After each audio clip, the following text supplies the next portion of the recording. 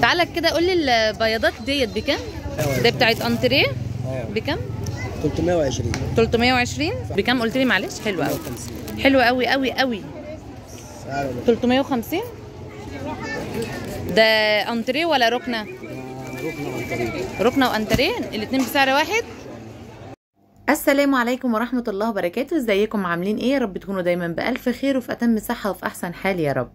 لو اول مره تشوفوني، انا اسمي هبه ودي قناتي. اهلا وسهلا بكم في قناتي. لو لسه ما اشتركتوش في القناه يلا اشتركوا وما تنسوش اللايك والشير. النهارده يوم جديد وفيديو جديد، وقبل ما نبدا يلا نصلي على الحبيب. اللهم صل وسلم وزد وبارك عليك يا حبيبي يا رسول الله. النهارده يا جماعه هاخدكم كده جوله في سوق التلات اللي في شارع العشرين فيصل.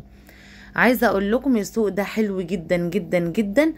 كل الاسعار اللي فيه يعني تقريبا اقل من النص من بره. يعني لو بره مثلا بيبيعوا الحاجه ب500 فهم بيبيعوها اقل من 250. فهمتوني؟ بصوا بقى هنا اول السوق. عايزه اقول لكم دي الفرشه الوحيده، هما بيسموها فرشه، تمام؟ الفرشه الوحيده اللي بيبيعوا فيها المصليات والحاجات اللي ممكن اي حد يحتاجها لما يرجع من العمرة، بدل ما يجيب من العمرة. وهناك الاسعار برضو عالية. لا يا جماعة، هنا في فرشة والله اسعارها حلوة جدا، وبيبيعوا حاجات اللي هي المصليات والسبح والكلام ده كله باحسن الاسعار. طبعا يا جماعة عايزة اقول لكم ان احنا هنا لسه في بداية السوق يا جماعة فيه كل حاجة. عارفين ان من الابرة للصاروخ، هو السوق ده فيه كل حاجة من الابرة للصاروخ. يعني هيفيد العرايس، في مفروشات، في صيني، في حلل، كل انواع الحلل، استانلس، ألمونيوم، جرانيت، كل حاجة يا جماعة هتلاقوها في السوق ده. مفيش ولا اي حاجة مش هتلاقوها في السوق ده. يعني مثلا زي ما انتم ما شايفين، حتى الجرابات بتاعة الموبايل هتلاقوها برضو في المكان ده. في بقى حاجات بقى اللي هي بتاعة الاكسسوارز اللي البنات بيعملوها، ودي فرصة جدا يا جماعة في الاجازة كده انكم تجيبوا الاولاد منها. برضو بتتباع هناك وباسعار حلوة جدا. زي ما انتم ما شايفين كده كمان في ملابس، في طرح، في بلاستيكات. بصوا البلاستيكات دي هتلاقوها بكل الاسعار وبكل الخامات موجودة هناك. وطبعا هتلاقوا كمان البراندات هناك، بس اللي هو اللبس اليوزد، تمام؟ بس طبعا زي ما في لبس يوزد، لا هتلاقوا كمان لبس جديد، خروج بقى وبيتي، اطفال، كبار، البنطلونات اللي هي الميلتون. بصوا يا جماعة كل حاجة انتوا هتلاقوها هناك. بصوا بقى هنا كمان اللي هو الحاجات اللي هي الزرع دي اللي هو الصناعي، البوتات والكلام ده كله، سعرها برضو لقيتها حلوة جدا جدا هناك. الحاجات اللي هي الصغيرة تقريبا من 20، 35، 40، في حاجات ب70، في حاجة اللي هي البوتات اللي هي الواقفة ديت ب200. عارفين اسعار حلوة جدا، يعني اقل جدا جدا من بره. شفتوا الاشكال بتاعتها ازاي كتير. وعايزه اقول لكم بقى اللي حاطط الفرشه دي، زي ما انا بس بكلمكم باللغه بتاعتهم، اللي حاطط الفرشه دي عنده اصلا مصنع، وهو بيجيب الحاجات اللي هي متاحه عنده وبيوريها لنا، وواقف كده في مكان معين. هناك برضو يا جماعه في سجاد، في بديل السجاد. بصوا مفيش حاجه ممكن تتخيلوها ما تلاقوهاش. شايفين هنا بقى الصواني والمعالق، معالق حلوة جدا. بصوا يا جماعة انا ما سألتش على اسعار، لان يعني الاسعار كتير قوي. وعايزة اقول لكم بقى كمان، يعني بما ان هناك الاسعار اقل، فعايزة اقول لكم كمان والله يعني بصراحة بينزلوا كمان. يعني انت لما تفصلي بينزلوا لك، وانتي وشطارتك. والله بقى هم بينزلوا جامد جدا، بس انتي بقى وشطارتك في الفصال. المهم يا جماعة بقى عايزة اقول لكم ان السوق كبير جدا جدا جدا، يعني فعلا طويل. عايزة اقول لكم ان انا ما جبتش اخره، يعني انا مشيت لحد ما انا في الطبيعي بروح اجيب حاجتي، فاهمني؟ بصوا بقى هنا في شوزات، في كوتشيهات، اسعارها كويس. يعني ممكن تلاقوا الكوتشي ب200، ب250. ممكن يبقى اقل. يعني عايزه اقول لكم ان الهيلز دوت اللي انا مسكته والله العظيم حلو جدا جدا جدا. عايزه اقول لكم سعره 180 وهو قال لي خديه ب 130. فاهمني؟ فبصراحه يعني كل حاجه هناك هتلاقوها حلوه. عارفين بقى انا متاكده جدا لو كنت قلت له ان الهيلز ده هاخده ب 100 جنيه والله كان هيوافق، لان فعلا بينزلوا يعني. المهم كمان هتلاقوا لبس اللي هم المواليد اللي هم الصغيرين، وانتوا هتشوفوا دلوقتي طبعا لما ايه اجي عند مثلا الفرشه اللي هي بتاعت الاطفال المواليد اهيت، زي ما انتم ما شايفين كده، سالوبيتات اللي هي بتاعت اللي هم حديث الولاده يعني، سالوبيتات بقى، فالينات، بنطلونات، كل حاجه كل حاجه يا جماعه هتلاقوها هناك. عايزه اقول لكم كمان ان المكان مثلا اللي فيه بيبيعوا الستاير اللي هو قماش الستاير والانتريهات وكده، بيبقى فيه حد متخصص في المكان مع مكنه بقى وده شغله يعني. ممكن الناس بتحتاج ان هم ايه يشتروا القماش ويشوفوا الموديل الستاير اللي هم عايزينها وبينفذها لهم في نفس الوقت يا جماعه وانتوا واقفين. يعني مش بيقول لك تعالي التلات الجاي ولا حاجه، لان اكترهم اصلا بيبقوا ايه بيفتحوا يوم التلات، فايه بيفصلوها لك في نفس التوقيت بالموديل اللي انتي عايزاه. عايزه اقول لكم بقى ان الماسك اللي انا كنت ماسكاه دوت اللي هو بتاع الستاير اللي هو بيمسك الستاره ده، سعره يا جماعه شوفوا شكله حلو ازاي، الواحده ب 30 جنيه. وبرضو عايزه اقول لكم لو حابين ان احنا ننزل فيها ممكن ناخدها ب20 او ب25، يعني مش هتزيد عن كده. بس بقى عايزه اوريكم هنا ايه البلاستيكات. هنا البلاستيكات برضو حلوة جدا وخامات، هي خامات يا جماعة، يعني كل حاجة ليها سعرها. وهتلاقوا الخامة العالية سعرها عالي شوية، هتلاقي الخامة اللي هي البسيطة اللي هي على في ناس كتير على قدها يا جماعة مش تقدر تجيب الخامات العالية، فمش هنموتها يعني ونذبحها. فالحمد لله متوفر اي حاجة، الخامات العالية متوفرة، الخامات اللي هي على قدها شوية فهي متوفرة. عايزة اقول لكم بقى يا جماعة الليفة هنا ب10 جنيه والله العظيم، احنا جايبينها في العيد ب45 جنيه من الشارع عندنا عادي.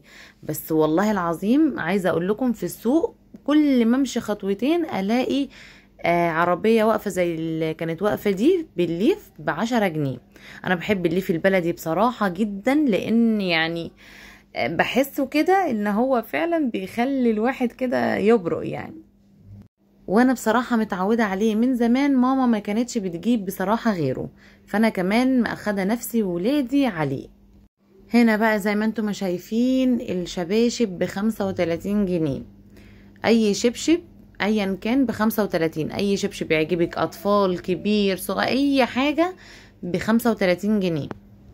وبصراحة جميل يا جماعة، يعني السوق ده بصراحة يعني بصراحة بيفيد ناس كتير قوي، يعني في ناس امكانياتها على قدها، فالسوق ده بصراحة يفيدها. انا بصراحة مش بروح اي اسواق تانية، يعني في مثلا سوق الخميس، سوق الجمعة، انا ما بروحش. هي دي اطفال بكم؟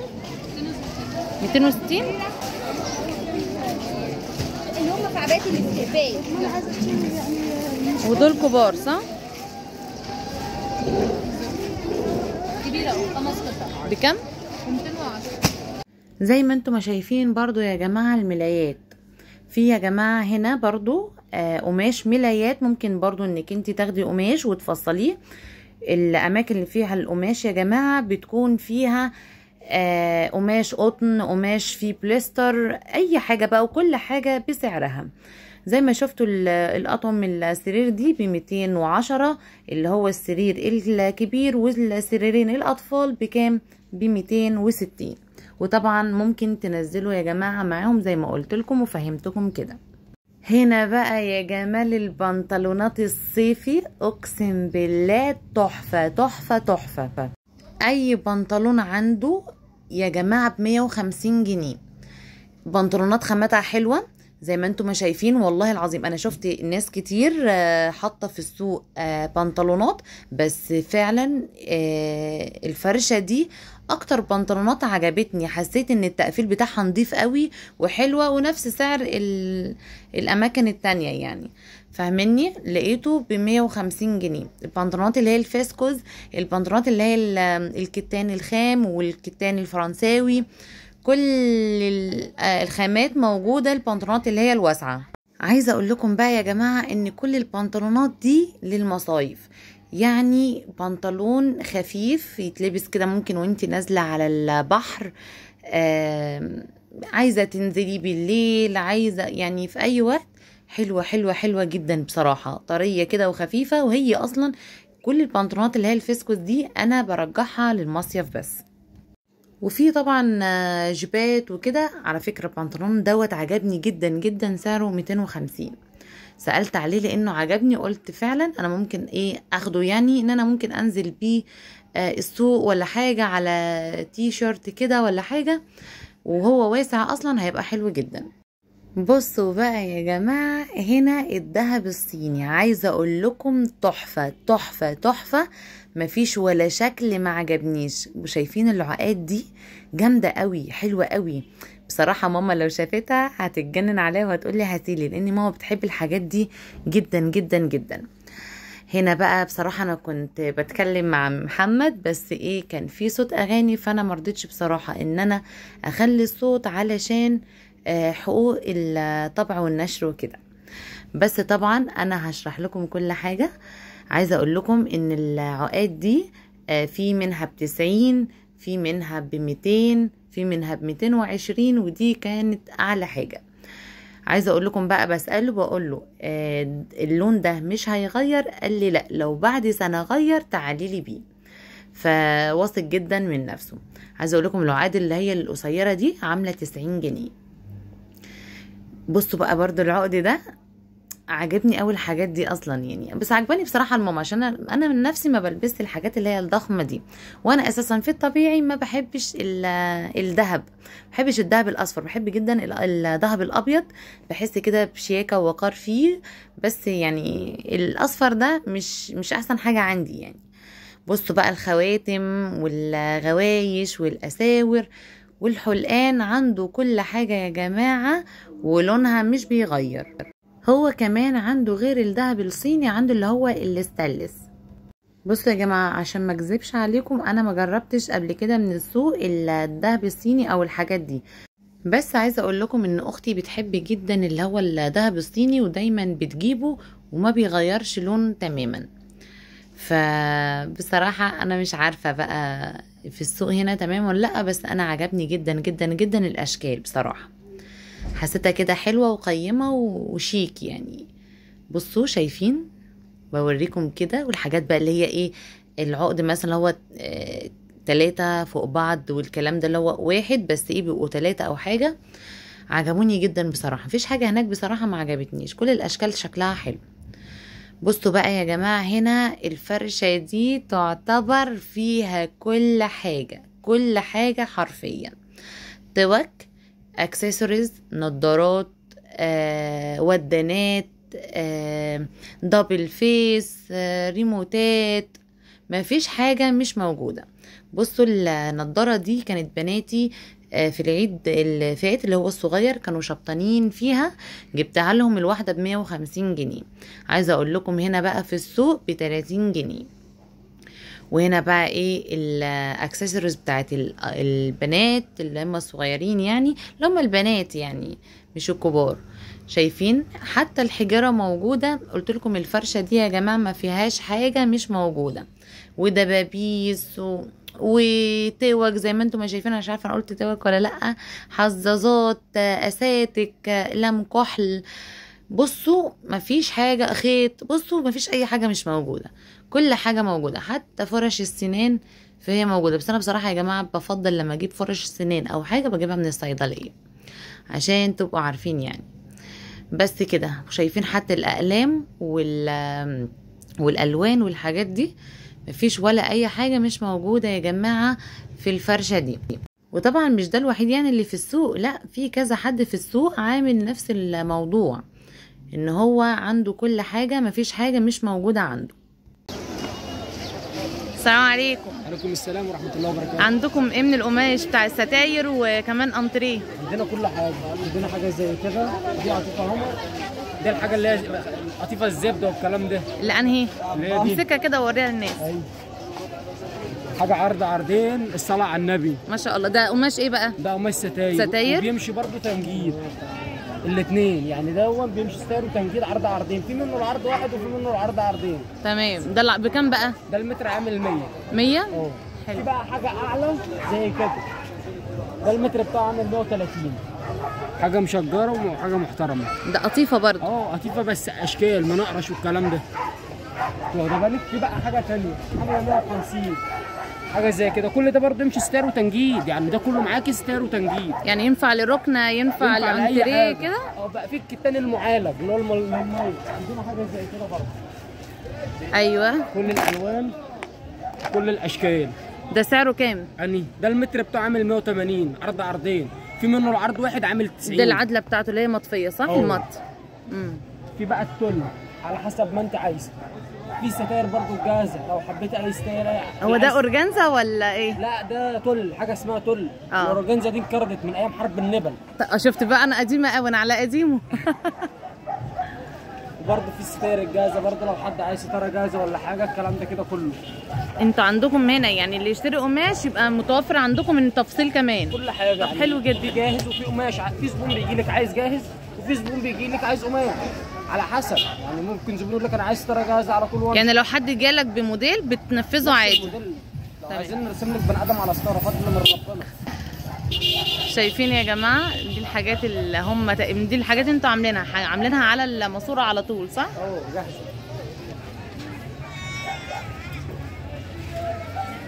ودي كده الستاره دي كده مثلا عامله كام وكم متر؟ اللي هي دي 3 متر، 3 قدام و3 ورا، 6 متر قماش عامله 500. تمام. وفي اللي هي جنب منها الاثنين اللي الجنبين بالخلفيه عامله 950. ليه؟ لان 6 متر تقيل و3 متر خفيف 12 متر. في بقى البرع اللي فوق ده عامل 650 على حسب برضه ما انت عارف. في السير دي برضه الاطفال فوق هناك. ايوه. بصوا يا جماعه، هو يعني عايزه اقول لكم ان فعلا هنا سوق التلات غير اي مكان. حتى بصوا التفصيل فيه بالقماش بكل حاجه، يعني 500 جنيه او ولا 550 جنيه مش حاجه. فعلا والله العظيم عندك حق، مش مكمل حق تيشيرت. احنا فضلا من ربنا بنريح الزبون قبل اي كلام، ويبقى مكانه ثقه فعلا. هنا بقى المكان ده اسمه ايه عشان برضه لو حد حابب ان هو يجي لك على طول؟ هنا اللهم صل على النبي، محل التوحيد. بالتوحيد. سنتر التوحيد. بس على قدنا. على قدنا. لسه روح مسهل. ربنا يكرمكم ان شاء الله. الحاجات دي بتتحط على الكنب يعني وكده؟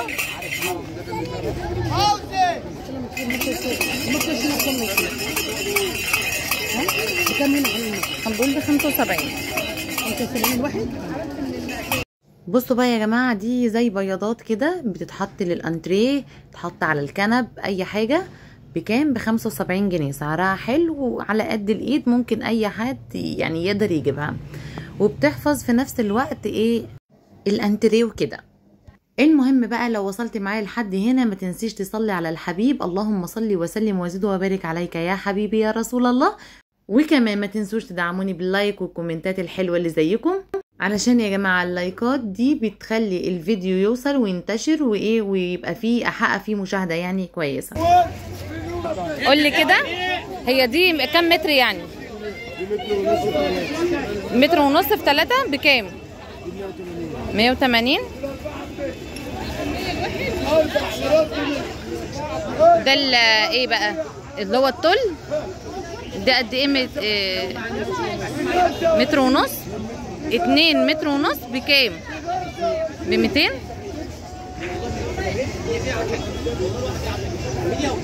اللي هي المكان هنا اسمه ايه عشان لما يحب حد يجي لك ازاي؟ قبل الطحاوي عند كشك الملكه. قبل الطحاوي عند كشك ايه؟ عند كشك الملكه. مرعي. ماشي.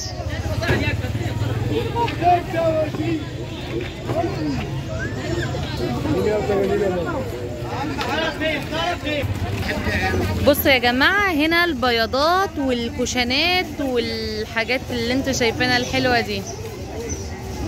تعالى كده قول لي البياضات ديت بكام؟ دي 350. ده 400. ده بتاعت انتريه بكام؟ 320. 320 في حاجه ب 450 اللي هي يعني. طب ورينا كده دي بكام؟ دي ب 450. ايه الفرق بقى؟ ده 3 كنبات فرق قماش. في الخامه ده 650 جلد مقلوب. جلد مقلوب. بكام قلت لي معلش؟ حلو قوي. 350. حلو قوي قوي قوي. 350. ده انتريه ولا ركنه؟ ركنه وانتريه. ركنه وانتريه الاثنين بسعر واحد. تمام. بصوا بقى هنا يا جماعه مكان السجاد. عايزه اقول لكم يعني في محلات للسجاد وفي ناس فرشه كده يعني عامله خيمه وايه وبتبيع فيها السجاد والمشايات وكل حاجه. عايزه اقول لكم يعني اللي بره كده اللي الخيمه زي كده بتبقى سعرها اقل كتير من سعر المحل.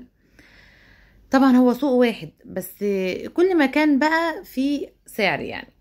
هنا برضو مكان للحصر. تمام. اللي هي في ناس كتير جدا لحد دلوقتي، مش هنقول بقى الحصر وانقرضته من زمان ومش عارف ايه، لا في ناس لحد دلوقتي يا جماعه بتحب الحصر جدا. والله صدقوني في ناس لسه عايشه في نظام الحصر والطبليه والكلام ده. عيشه والله حلوه يا جماعه يعني بجد. عارفين بقى زمان واصول زمان، في ناس لحد دلوقتي يا جماعه متمسكه بالعادات دي. هنا بقى عايزه اقول لكم ده محل يا جماعه، عشان برضو حبيت ان انا زي ما وريت لكم الخيمه اوري لكم كمان المحل.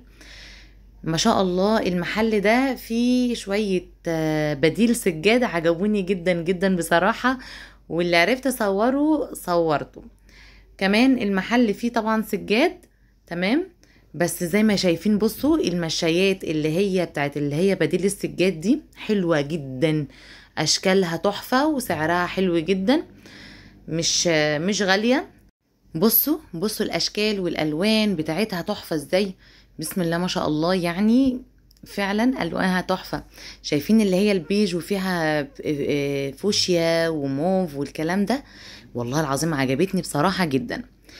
هنا بقى يا جماعة الجزء اللي هو التاني، انا كنت ماشية كل ده في الاول على رصيف ودوت كده الرصيف التاني. الرصيف التاني بقى ده فيه خضار وفيه فاكهة وفيه الحاجات اللي انتوا شايفينها دي. بس بقى يا جماعة هو ده كان فيديو النهاردة، ودي كانت جولتنا في سوق التلات. بتمنى تكون الجولة عجبتكم واستمتعتوا معايا في الجولة دي، واشوفكم في فيديو جديد واقول لكم مع السلامة.